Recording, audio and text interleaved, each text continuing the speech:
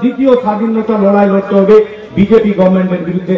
আজকে তার প্রমাণ কিন্তু আপনারা পাচ্ছেন, যে কোনো কণ্ঠরোধ করে দেওয়া হচ্ছে।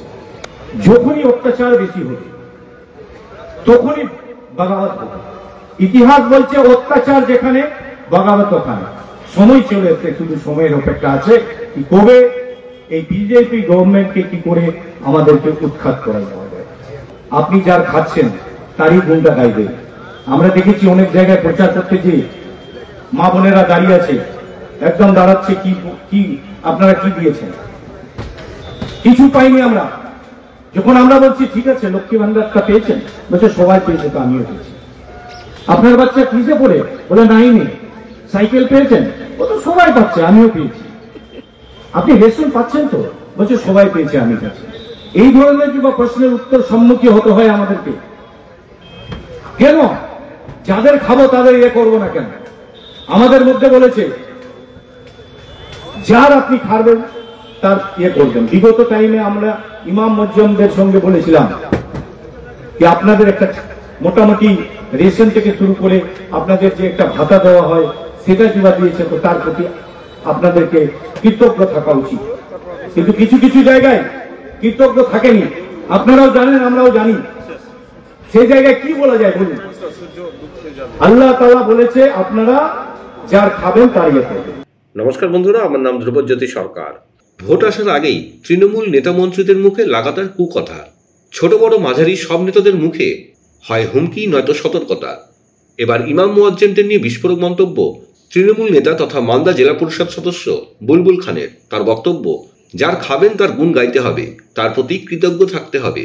ইমাম মুয়াজ্জিমরা ভাতা পাচ্ছেন, রেশন পাচ্ছেন, কিন্তু অনেকেই কৃতজ্ঞ থাকছেন না।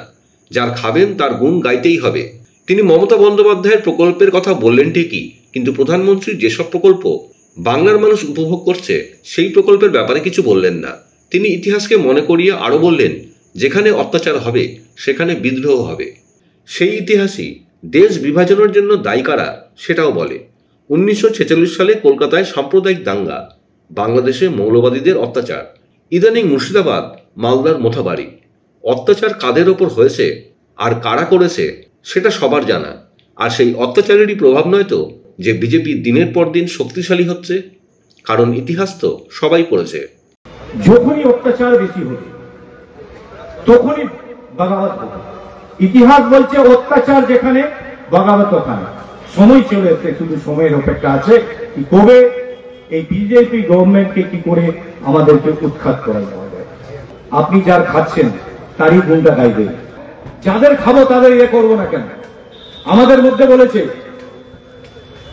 যার আপনি খাবেন তার করবেন। বিগত টাইমে আমরা ইমাম মুয়াজ্জিমদের সঙ্গে বলেছিলাম যে আপনাদের একটা মোটামুটি রেশন থেকে শুরু করে আপনাদের যে একটা ভাতা দেওয়া হয় সেটা যেটা দিয়েছে, তো তার প্রতি আপনাদেরকে কৃতজ্ঞ থাকা উচিত। কিন্তু কিছু কিছু জায়গায় কৃতজ্ঞ থাকেনি, আপনারাও জানেন আমরাও জানি। সেই জায়গায় কি বলা যায় বলুন?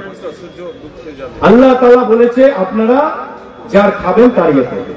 বন্ধুরা, ভিডিওটি ভালো লাগলে দয়া করে লাইক শেয়ার করে দেবেন, আমাদের পেজটা ফলো করে নেবেন, আর আপনার মতামত কমেন্ট করে অবশ্যই জানান। ধন্যবাদ।